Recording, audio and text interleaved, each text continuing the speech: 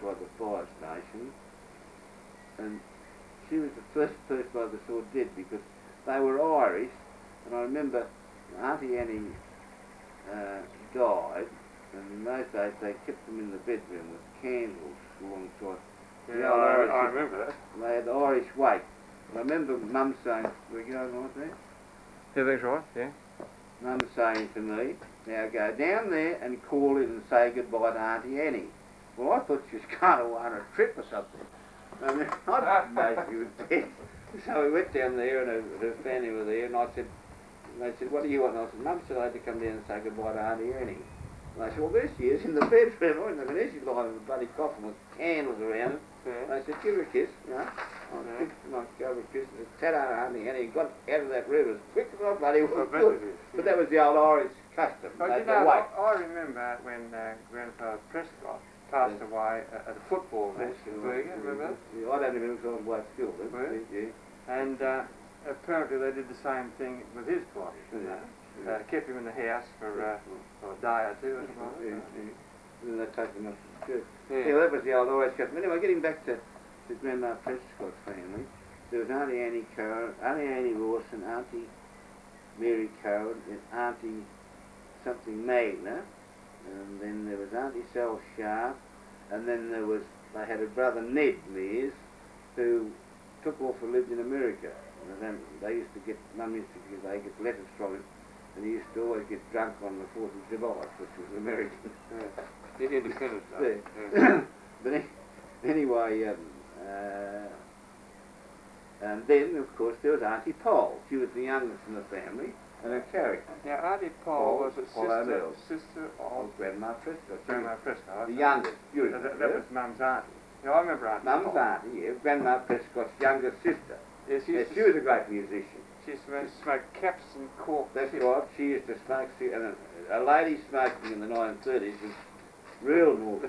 What? Oh, it was extremely naughty. Oh, just like us She smoking used to at school. smoke and upset Grandma Prescott because they used to get Auntie Poll down. She used to come down she married one of the O'Neills from Bimboka. Yeah. And then she used to come down to Bega every year for a holiday, and then we'd have a night with Auntie Poll. Yeah, she was a bit of a character. A night with Auntie Poll. Just play the piano. Sit her by the piano, Yeah. put a glass of gin up on top of the piano, and an ashtray on the other side, a pack of cigarettes, and she'd drink the gin, smoke the fan, and play all night. Yeah, that's right. Yeah. She knew every tune under the bloody sun. So that's Mum's background of music. Yeah, so coming out again. But anyway, an interesting thing about that's all of Grandma's family. An interesting thing about the Mears. Now they ran there was a Grand Hotels in Bega in Tarpsville on the corner of Tarp and Auckland Street. Yeah. Used to be a boarding house, and the Mears family ran that. Did they? Mm. Yes, before the hotel was built. Let's go there. But then Grandma Prescott's mother was a Davidson. From Eden. And the Davidsons worked for Ben Boyd, and they were whalers. Oh, so we go back there. Right? They were whalers down there, and then they used to do the whaling. Oh, there was some mention of Ben Boyd being a relative, but that's not right. That's right. Now that's the relationship. Grandma Prescott's mother was one of the Davidsons. An employee. Yes, and they worked for Ben Boyd as well. That was a big industry back in those days. Yeah, down in Eden. It was one of the few places in the world where they had killer whales trying to hunt the whales into the bay, the Tufale Bay. That's probably why it was so successful down there. There's a book called The Killers of Eden, and it gives the whole story there. And then did you read it? Yes, read it. Read it to someone never got the bloody thing. We were down at Eden not long ago. I didn't always get a copy of it from the museum down there. Oh. Anyway, now we've established Mum's background. What's the next story? Well, now we've got the end here. So right now, of course, Mum passed away in 1945.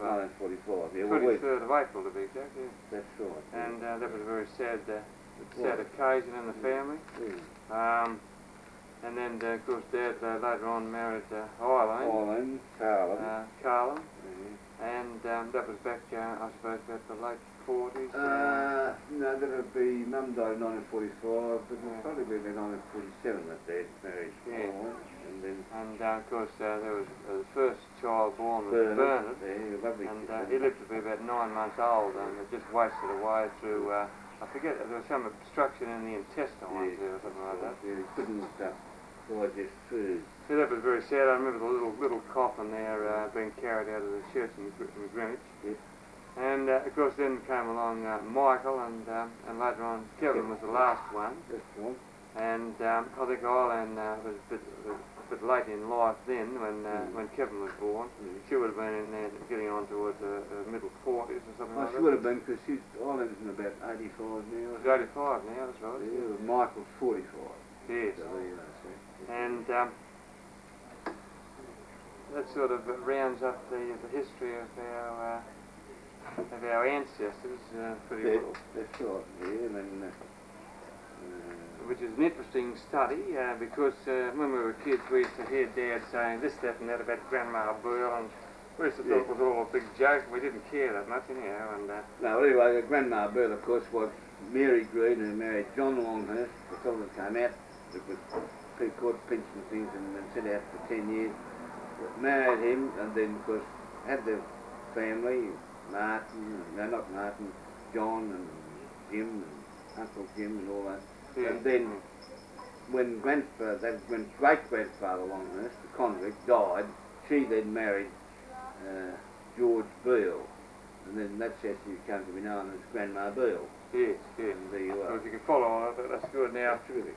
what usually happens with these sort of sessions on the camera is that all the in-laws are there, and of course all the in-laws I think is a pain in the flame of the neck, right? But there's Joan, and there's Elliot. You can all leave the room now, you know, and go out and have a few beers out the back there. Well, I should have said this at the beginning of the film, but we might reverse that around later. And Marie, and of course Barbara, Terry's wife, and all the in-laws, you know, you think it's a pain in the neck. To you it is. Well, to us it might be a certain degree, but it's all interesting sort of history. It's interesting. I find it interesting to be able to pass this on to my children. Jan and I were very fortunate. We had a large family, 8 children. We lost one, Mark, when he was 18. But then they are interested, and then my grandchildren at the present time are damn sight more interested. Yes, well, this is the purpose of the exercise, to pass it on through the generations, and hope you all bloody well enjoy it. So in about 20 years' time, and here my grandchildren look at that, they'll say, that's that silly old grandfather Longhurst who just lived in Goulburn. And they used to call him the ox. And God bless you too.